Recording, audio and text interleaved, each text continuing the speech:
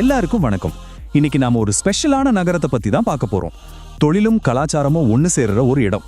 மேற்கு தொடர்ச்சி மலையோட அடிவாரத்துல நொய்யல் ஆற்றங்கரையில அமைஞ்சிருக்கிற நம்ம கோயம்புத்தூர், அதாவது நம்ம கோவை. கோவை அப்படின்னு சொன்ன உடனே நம்ம எல்லாருக்கும் டக்குன்னு ஞாபகத்துக்கு வர்றது இந்த பட்டப்பெயர் தான், தென்னிந்தியாவின் மான்செஸ்டர். இதுக்கு முக்கியமான காரணம் இங்க குடிக்கட்டி பறக்கிற ஜவுளி தொழில் தான்.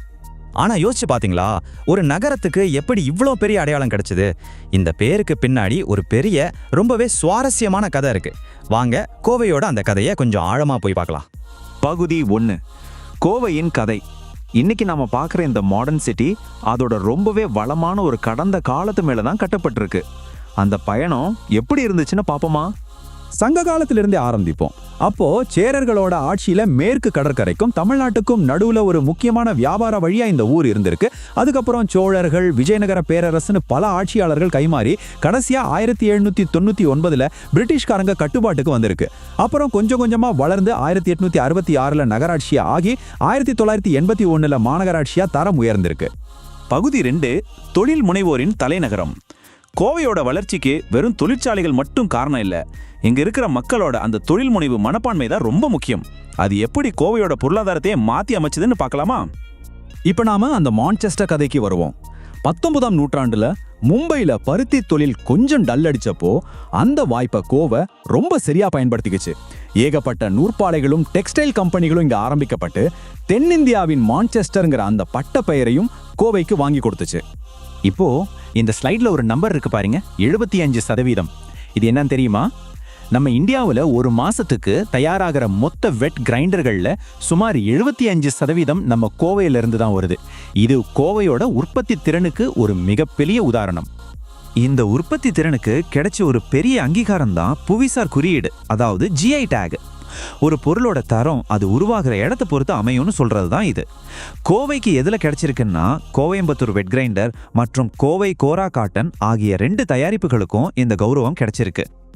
இதோ பாருங்க இன்னொரு ஆச்சரியமான விஷயம், கோவைக்கு பம்ப் சிட்டின்னு இன்னொரு பேரும் இருக்கு. ஏன் தெரியுமா? இந்தியாவுக்கு தேவையான மோட்டார் மற்றும் பம்புகள்ல கிட்டத்தட்ட பாதி, அதாவது 50% நம்ம கோவை தான் உற்பத்தி செஞ்சு கொடுக்குது. ஜவுளி, கிரைண்டர், பம்ப், இதோட கோவையோட தொழில் கதை முடிஞ்சிடல. வாகன உதிரி பாகங்கள், சாஃப்ட்வேர் சர்வீசஸ், நகை உற்பத்தி, கோழி பண்ணைன்னு பல துறைகள்லையும் கோவை ஒரு முக்கிய மையமா இருக்கு. இந்த பன்முகத்தன்மை தான் கோவையோட பொருளாதாரத்துக்கு உண்மையான பலமே. பகுதி 3, கொங்கு தமிழும் கலாச்சாரமும். எந்த ஒரு ஊரோட ஆன்மாவும் அதோட கலாச்சாரத்துல தான் இருக்கு இல்லையா? வாங்க கோவையோட அந்த பக்கத்தையும் கொஞ்சம் எட்டி பார்ப்போம். தமிழ்நாட்டில் மற்ற இடங்கள்ல பேசுற தமிழுக்கும் கோவையோட கொங்கு தமிழுக்கும் ஒரு அழகான வித்தியாசம் இருக்கு. கொங்கு தமிழ் கேட்கறதுக்கே ரொம்ப மரியாதையா இருக்கும். வாங்க போங்கங்கிற வார்த்தைகளை ரொம்ப இயல்பா பயன்படுத்துவாங்க.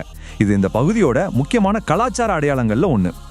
2011 கணக்கெடுப்பின்படி கோவையில பெரும்பான்மையான மக்கள் இந்துக்களா இருந்தாலும் இங்க இஸ்லாமியர்கள், கிறிஸ்தவர்கள், சமணர்கள்னு பல மதத்தை சேர்ந்தவங்களும் ரொம்ப ஒற்றுமையா வாழ்றாங்க. இது ஒரு பன்முக கலாச்சாரம் கொண்ட நகரம் என்பதற்கு இந்த ஸ்லைடே ஒரு சாட்சி. சரி, ஊரை பத்தி பேசினது போதும், கொஞ்சம் சாப்பாட்டு விஷயத்துக்கு வருவோம். கோவைக்கு போனா கண்டிப்பா நம்ம சுவைக்க வேண்டிய சில உணவுகள் இருக்கு.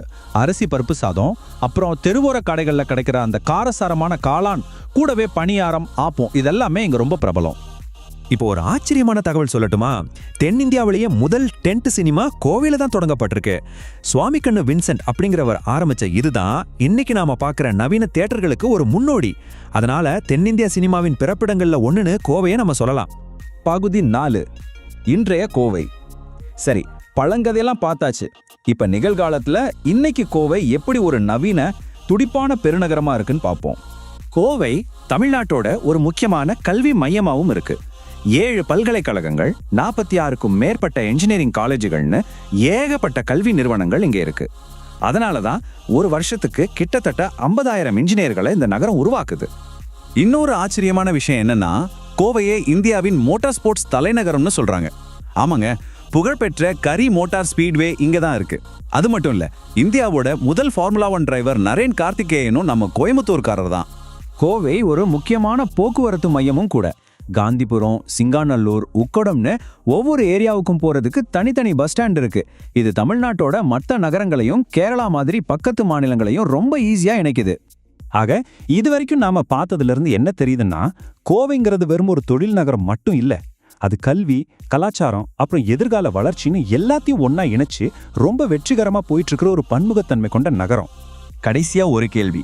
ஒரு நகரத்தால அதோட தொழில் வளர்ச்சியும் பார்த்துக்கிட்டு அதே நேரத்துல அதோட பாரம்பரியத்தையும் கலாச்சாரத்தையும் காப்பாற்ற முடியுமா? கண்டிப்பா முடியும் என்பதற்கு கோயம்புத்தூர் ஒரு மிகச்சிறந்த உதாரணமா நிக்குது. இது மற்ற நகரங்களுக்கும் ஒரு நல்ல பாடமா அமையலாம்.